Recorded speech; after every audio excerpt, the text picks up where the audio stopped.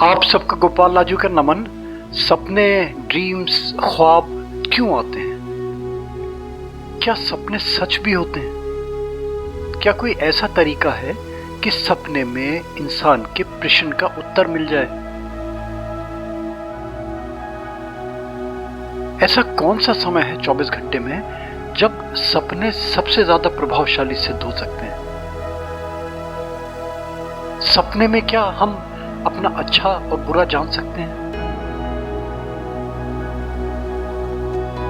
सपने में क्या हमें अपनी सफलता का उपाय मिल सकता है?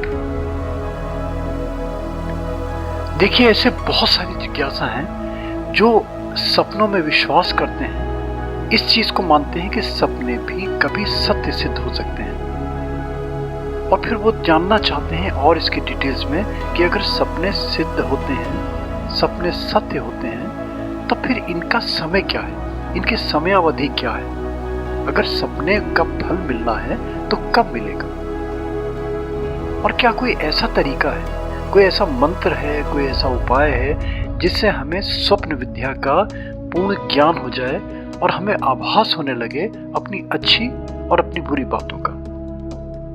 देखिए, सपने पे मैंने बहुत सारे वीडियो दिए हैं। आज उत्तम नारायण पांडे जी एक विशेष वीडियो बना रहे हैं। सबसे इंपॉर्टेंट चीज कि इसमें आपको वो मंत्र मिल जाएगा, वो दुर्लभ मंत्र मिल जाएगा जिसके माध्यम से आप इन सारे प्रश्नों का उत्तर पा सकते हैं। मगर इन सब चीजों में सबसे इंपॉर्टेंट होता है आस्था और संयम और एक अलार्म कि कभी भी किसी के अनहित के लिए, कभी किसी की बुरी भावना को लेके इन चीजों का प्रयोग कदापि ना करें। फल मिले ना मिले वो तो पता नहीं, मगर अनर्थ जरूर हो जाता है। कि हमारे गोपाल लाजू मोटिवेशनल वीडियोस कोई भी देखे, इस चीज का ध्यान रखे कि हम सदा मोटिवेट करने के लिए देते हैं। गुह्य विधाएं जो हैं, इनका हम सार गर्भित ज्ञान, अपना एक्सपीरियंस केवल और केवल शेयर करने के लिए देते हैं, किसी गारंटी के साथ नहीं। क्योंकि मिलना न मिलना सब डिपेंड करता है आपके अपने पुरुषार्थ के ऊपर, आपके अपने भाग्य के ऊपर, आपके अपने कर्म के ऊपर, आपकी अपनी आस्था के ऊपर और आपके अपने संयम के ऊपर। देखिए, एक चीज मैं जरूर ऐड कर दूं इसमें कि अभी सुनिए, अभी बताते हैं, 1 मिनट का बस समय लगेगा आपको। बहुत सारे मेरे पास ऐसे प्रश्न आते हैं कि हमें बड़े ऐसे डरावने सपने आते हैं, तो मैंने बहुत सारे ऐसे वीडियो दिए हुए हैं कि डरावने सपनों से बचने का क्या उपाय किया जाए। और दूसरी चीज कि अगर मान लीजिए किसी बुरे सपने को, किसी दुस्सपने को निष्क्रिय करना है, उसका क्या तरीका है। देखिए, उसके लिए भी मैंने एक वीडियो दिया था।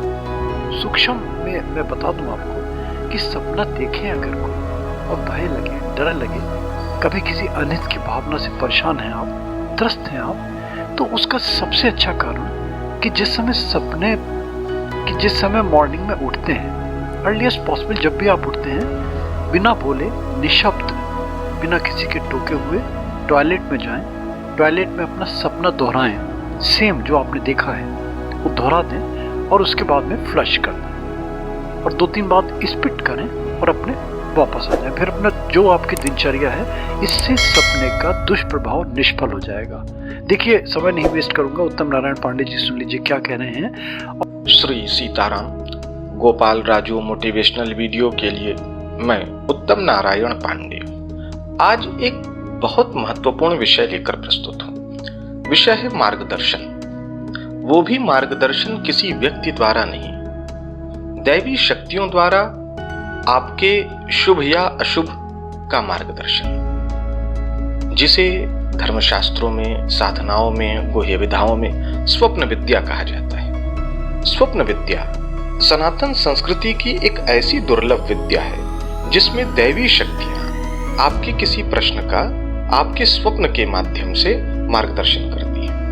आप इसको एक उदाहरण में ऐसे समझें, जैसे मान लीजिए आपको अपनी नौकरी बदलनी है। अब आपके मन में एक स्वाभाविक दुविधा होगी कि मैं जिस नौकरी में हूं वो मेरे लिए उचित है या जिस नौकरी में मैं जाना चाह रहा हूं वो मेरे लिए उचित है। अब आपके मन में ये असमंजस की स्थितियां आ जाएंगी। अपनी क्षमता, अपनी बुद्धि, अपने विवेक का प्रयोग करके तो आपने देख ही लिया है। अब एक ऐसी दैवी शक्ति अगर आपको मार्गदर्शित कर दे कि नहीं, आप जिस नौकरी में हैं वही उचित है, नई नौकरी आपके लिए उचित नहीं है, तो सोचें कितना भला आपका हो सकता है। आप किसी परेशानी में पड़ने से बच सकते हैं, या आप किसी अपनी कन्या का, अपनी बहन का विवाह खोज रहे हैं। अब आपने एक विवाह खोजा है, कोई दैवी शक्ति आपका मार्गदर्शन कर दे कि ये लड़का आपकी बेटी के लिए उचित है या ये लड़का उचित नहीं है, आप इससे विवाह ना करें, तो सोचें कितना भला हो सकता है। इस प्रकार के बहुत सारे प्रयोग। हाँ, इसका कोई दुरुपयोग ना करें, अन्यथा ये शक्ति नष्ट हो जाएगी। भारतीय ऋषि परंपरा में स्वप्न विद्या का या सपने का अत्यंत महत्वपूर्ण स्थान है, जिसके माध्यम से आगामी होने वाले शुभ अशुभ घटनाओं का सहजता से अनुमान लगाया जा सकता है। सपने मुख्य रूप से 4 प्रकार के होते हैं: शुभ, अशुभ, सामान्य, सामान्य से आशय जिसका कोई विशेष अर्थ नहीं होता है, निरर्थक, और मिश्रित। मिश्रित में जिसका अर्थ शुभ अशुभ दोनों मिश्रित रूप से होता है। देखिए, स्वप्न एक बहुत विशिष्ट और बहुत बृहद क्षेत्र है, जिसकी चर्चा आप कुछ मिनटों के वीडियो में नहीं कर सकते, लेकिन फिर भी यथासामर्थ्य कुछ बताने का प्रयास करते हैं। किसी व्यक्ति को स्वप्न क्यों आते हैं, इसके 9 कारण हमारी सनातन संस्कृति के मान्य आचार्यों ने बताए हैं। पहला तो बताया है श्रुत, यानी कि सुना हुआ। आपने कोई बातें सुनी, आपने लगातार उस पर मनन किया, चिंतन किया, और आपके मन में वो बातें बैठ गई, और आप जब सोए तो वही बातें आपको सपने में दिखती हैं। दूसरा कारण होता है अनुभव या अनुभूत। आपने किसी चीज का अपने जीवन में अनुभव किया है और आपके सबकॉन्शियस माइंड में वो बातें हैं और सपने में वो आई। तीसरा दृश्य, यानी देखा हुआ। आपने कोई चीजें देखी और वही आपके स्वप्न में आई। चौथा, आपने किसी चीज पे चिंता की, बहुत ज्यादा चिंतित हैं, परेशान हैं, वही चीजें आपके सपने में आई। पांचवा हुआ स्वभावजन्य। आपकी जैसी प्रकृति है, मान लीजिए आपकी बहुत क्रूर प्रकृति है, तो आपको सपने अगर क्रूर प्रकृति आ रहे हैं, यानी कि आपकी स्वभावजन्य है, आपकी प्रकृति बहुत कामुक है। अगर आपको स्वप्न में महिलाएं दिख रही है तो स्वभावजन्य बातें हैं। छठा स्वप्न का कारण होता है विकृति, यानी बीमारी के कारण। आपको कोई बीमारी है जिसके कारणवश कोई स्वप्न आ रहे हैं। सातवां होता है देव कृपा। आप लगातार अपने इष्ट का नाम जप कर रहे हैं, मंत्र जप कर रहे हैं, स्तोत्र पाठ कर रहे हैं, तीर्थ का वास कर रहे हैं, फलस्वरूप दैवी शक्तियों की कृपा हो गई, तो आपको स्वप्न में मंदिर दिखेंगे, शिव विग्रह दिखेंगे, बहुत सारे संत महात्मा दिखेंगे, तो ये दैवी कृपा है। 8वां प्रकार होता है पाप। बहुत सारे आपने पाप कर्म किए हैं जिसके परिणाम स्वरूप विभत्स स्वप्न आ रहे हैं। और 9वां होता है पुण्य। पुण्य के परिणाम स्वरूप आपको विशिष्ट शुभ शुभ चीजें दिखती हैं। तो ये कारण हो सकते हैं। अब बहुत लंबी चर्चाओं में न जाते हुए हम आगे बढ़ते हैं और स्वप्न को हम 4 भागों में बांट देते हैं समयावधि के अनुसार। यानी एक रात को हम 4 भाग में बांट करके और उसको स्वप्न के आधार पर विभाजित कर सकते हैं। यानी प्रदोष काल से 3 घंटा, यानी एक सरल भाषा में समझे, शाम को 6 बजे से 9 बजे तक। इस दौरान आने वाले सपने, एक मान्यता है कि अगर निरर्थक स्वप्न नहीं है तो 1 वर्ष के भीतर फलदायी होते हैं। दूसरा, रात्रि 9 बजे से 12 बजे के बीच। इस प्रकार के स्वप्न 6 माह के भीतर फलदायी होते हैं। तीसरा, रात्रि 12 से 3 बजे के बीच में, ये 3 माह के भीतर फलदायी होते हैं।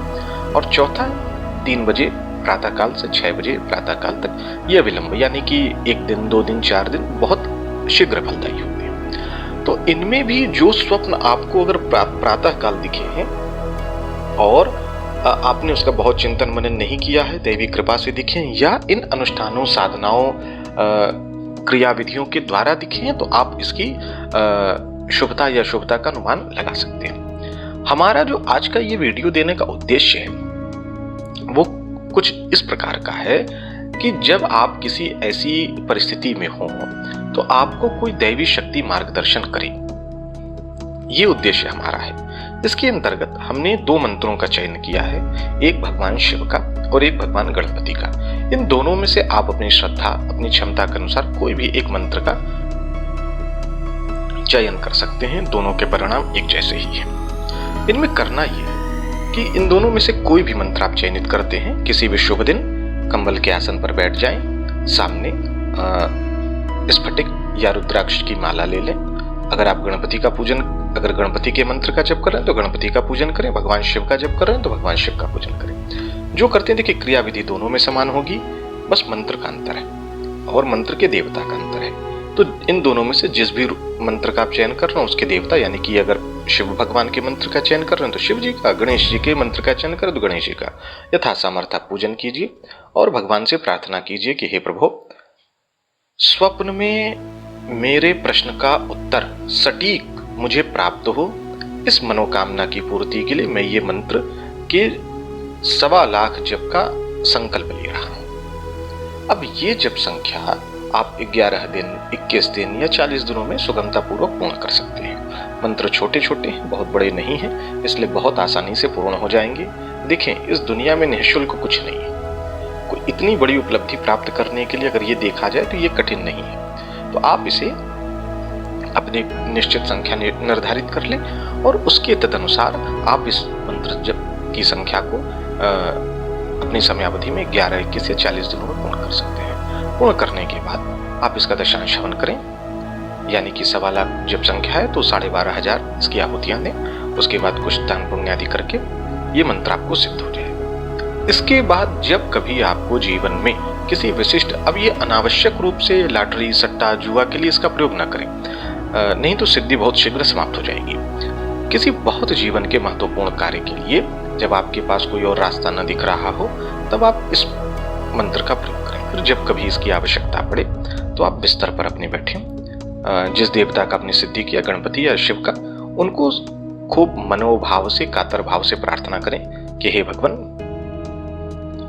इस प्रश्न की सिद्धि या सिद्धि, यानी ये मेरा प्रश्न है, इसमें क्या परिणाम होगा, इसको स्वप्न के माध्यम से आप स्पष्ट रूप से बताने की कृपा करें। ऐसी प्रार्थना करके इस मंत्र का 11 माला जप वहीं बिस्तर पे बैठे बैठे करें और पुनः प्रार्थना करें कि मेरे इस प्रश्न का उत्तर दें। और वहीं तुरंत, अगर आप मोबाइल लेके सोते तो पूर्व से ही मोबाइल आदि बंद कर दें ताकि रात में विघ्न ना पड़े, और अकेले शयन करें ताकि कोई दैवी शक्तियों को कोई समस्या ना हो।